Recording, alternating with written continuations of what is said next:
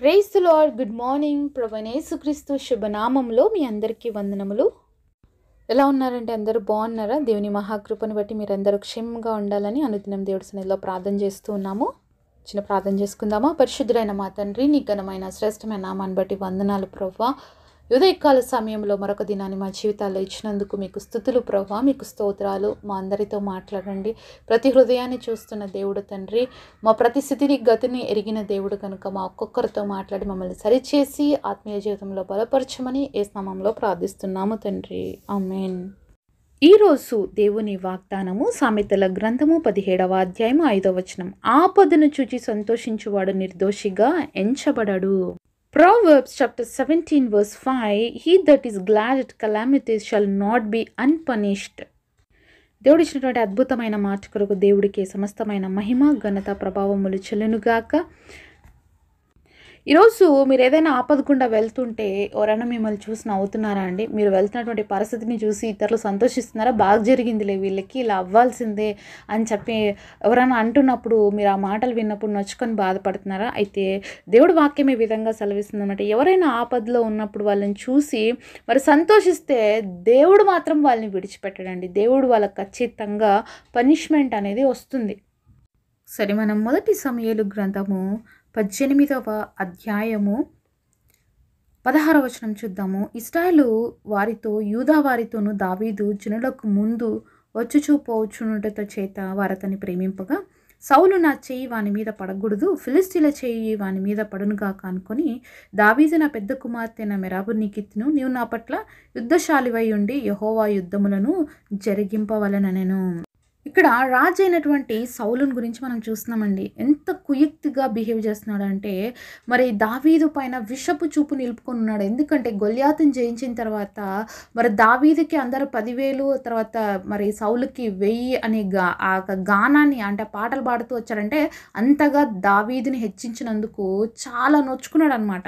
అంటే దావీదు ఇంత గొప్పవాడా, నేను ఇంత తక్కువ అనే ఫీలింగ్ వచ్చేసింది ఇక్కడ ఎవరికి? సౌలుకి. అయితే మరి యుద్ధము గెలిచినప్పుడు ఏమన్నాడు? తన యొక్క కూతురులో ఇస్తానని చెప్పి దావీదుకి ఆల్రెడీ ఉంది, తను జయిస్తే ఇస్తానని. అయితే ఇప్పుడు ఏం చేస్తున్నాడు కుయుక్తిగా? దావీదుని నేనెందుకు చంపాలి, యుద్ధంలో చచ్చిపోయేటట్లుగా చేయాలి కాబట్టి నా పెద్ద కుమార్తెని ఇస్తాను నీకు అని చెప్పేసి మరి దావీదుతో మాట్లాడుతున్నాడు సౌలు.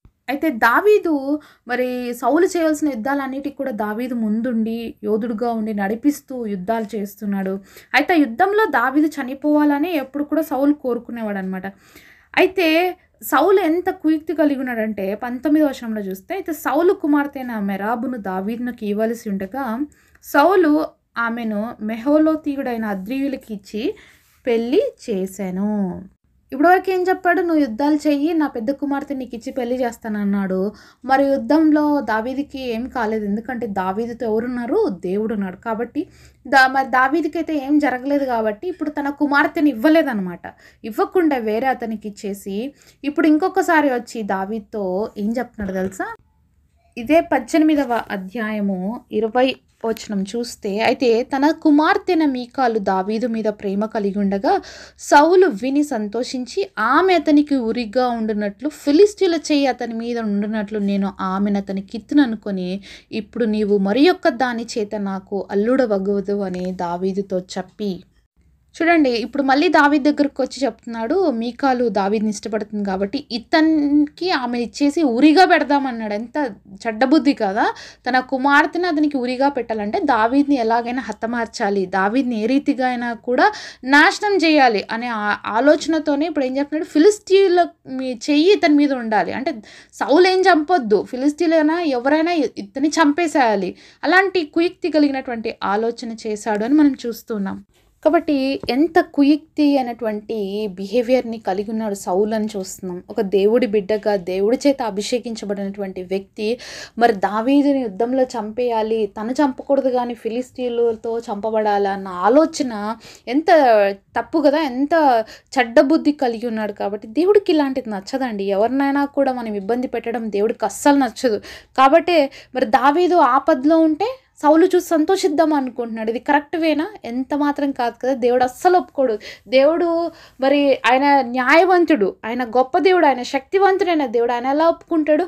కాబట్టి దావీదుకి దేవుడు ప్రతి యుద్ధంలో, ప్రతి స్థలంలో సౌలు ఎన్ని కుయుక్తలు పన్నాగాలు పన్ని దావీదుని చంపాలి అని ఎన్ని ప్రయత్నాలు చేసినా, అన్ని పరిస్థితుల్లో దేవుడు దావీదుకి తోడుగా ఉండి మరి సౌలు చేసినటువంటి కుయుక్తుల్లో నుంచి, యుక్తుల్లో నుంచి, అనేకమైన పోరాటాల్లో నుంచి దావీదుని దేవుడు విడిపించి కాపాడుతూ సంరక్షిస్తూ వచ్చి నిలబెట్టుకున్నాడు దావీదుని.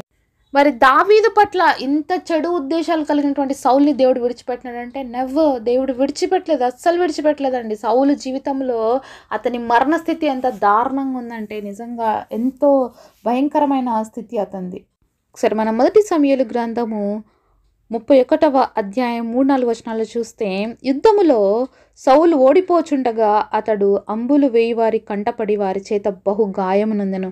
అప్పుడు సౌలు, సున్నతి లేని మీరు వచ్చి నన్ను పొడిచి అపహాస్యం చేయకుండానట్లు నీ కత్తి దూసి దాని చేత నన్ను పొడవమని తన ఆయుధములు మోయవానితో చెప్పగా అతడు భయము చేత అలాగూ చెయ్యనొల్లకుండెను గనుక సౌలు తన కత్తి పట్టుకొని దాని మీద పడెను. సౌలు మరణమాయెను.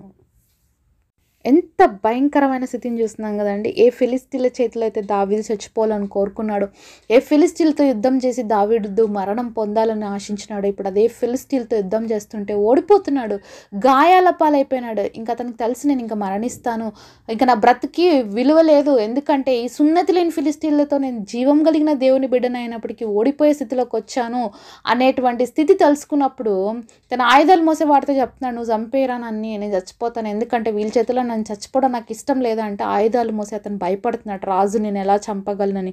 కాబట్టి అతను చంపడానికి సాహసించినప్పుడు సౌలు చేసినటువంటిది ఏంటంటే తన కత్తి మీదనే తను పడి మరణించాడు, అంటే ఆత్మహత్య చేసుకొని చచ్చిపోయినాడు. ఎంత ఘోరమైన స్థితి కదా. దేవుడు ఇతనికి తోడుగా ఉన్నాడు. ఇశ్రాయేలుకి మొట్టమొదటి రాజుగా ఇతను నియమిస్తే ఇతనిలో వచ్చినటువంటి చెడ్డ బుద్ధి, ఆపదను చూసి సంతోషించాలనుకున్న ఆలోచన, మరి ఇతరులు కష్టపడుతుంటే వాళ్ళని చూసి మురిసిపోవాలన్నటువంటి దరిద్రపైనటువంటి ఆలోచనతో ఎంత భయంకరమైన స్థితికి సౌలు దిగజారిపోయాడో మనం చూస్తున్నాం కదా. మరి ఆత్మహత్య చేసుకుంటే పరలోక రాజ్యం లేదు. సౌలుకి తెలీదా? తెలిసే ఉంటుంది కదా, అభిషేక్తుడు కదా, దేవుడి చేత అభిషేకించబడినటువంటి వ్యక్తి. అవునండి, చాలాసార్లు దేవుడి చేత అభిషేకించబడినటువంటి మనమే ఇతరుల మంచి కోరుకోలేని స్థితిలో ఉంటున్నాం, ఇతరులు బాగుపడుతుంటే ఓర్చుకోలేని స్థితిలో ఉంటున్నాం. అనేక సార్లు ఇతరుల జీవితంలో ఆశీర్వాదాలు చూసి మురిసిపోవాల్సినటువంటి మనము అనేక సార్లు సౌలు లాంటి దుర్బుద్ధి మనలో కూడా వస్తుంటుంది. కాబట్టి ఎప్పుడైనా కూడా ఒకవేళ అలాంటి ఆలోచనలు వచ్చినా ఈరోజు మనం కూడా సరి చేసుకుందాం. దేవుడు ఖచ్చితంగా దానికి పనిష్మెంట్ అనేది ఇస్తాడు. ఎందుకంటే సౌలు జీవితం చూస్తున్నాం కదా, ఆత్మహత్య చేసుకునే పరిస్థితికి వచ్చాడు. ఎంత దిగజారిపోయిన స్థితి. ఒకప్పుడు అభిషేక్తుడు, ఇజ్రాయెల్కి మొట్టమొదటి రాజు, ఎంతో దేవుడు కోరుకొని ఏరుకున్నటువంటి వ్యక్తి, అయినా అతని జీవితం ఎంత దుర్భరంగా ముగిసిపోయింది కదా. కాబట్టి ఎప్పుడు కూడా ఇతరులు చెడు కోరుకోకూడదు, ఇతరులు నాశనం అవ్వాలని ఎప్పుడు కోరుకోకూడదు. ఎందుకంటే దేవుడు చాలాసార్లు చెప్పండి, శత్రువులు కూడా ప్రేమించు, వాళ్ళకి ఆహారం పెట్టు, నీళ్ళి, అవే వాళ్ళ మీద నిప్పులు కుంపగా పోసినట్లు అవుతాయి, నిప్పులు అంటే కుంపటిగా ఉంటుంది అని చెప్తాడు దేవుడు. కాబట్టి శత్రువుల్ని కూడా ప్రేమించమని చెప్పే దేవుడు మన దేవుడు. అలాంటిది మరి ఎవరికైనా ఆపద కలిగితే వాళ్ళని చూసి మనం సంతోషిస్తే దేవుడు ఏమాత్రం ఓర్చుకోడు, దాన్ని ఏమాత్రం యాక్సెప్ట్ చేయడు. కాబట్టి ఈరోజు అలాంటి దుర్బుద్ధి కానీ చెడ్డబుద్ధి మనలో ఉంటే మనం కూడా విడిచిపెడదాం. సౌలు చాలా మొదటి ప్రారంభం చాలా బాగుందండి, కానీ తన అంతిమం అనేది చాలా దుర్భరంగా ముగిసిపోయింది. ఒకవేళ మనం కూడా చాలాసార్లు ప్రారంభంలో చాలా బాగుంటాం, కానీ రోజు రోజుకి మన ఆత్మీయ స్థితిలో దిగజారినప్పుడు సౌలు లాంటి స్థితిలోకి మనం కూడా వెళ్ళిపోతాం.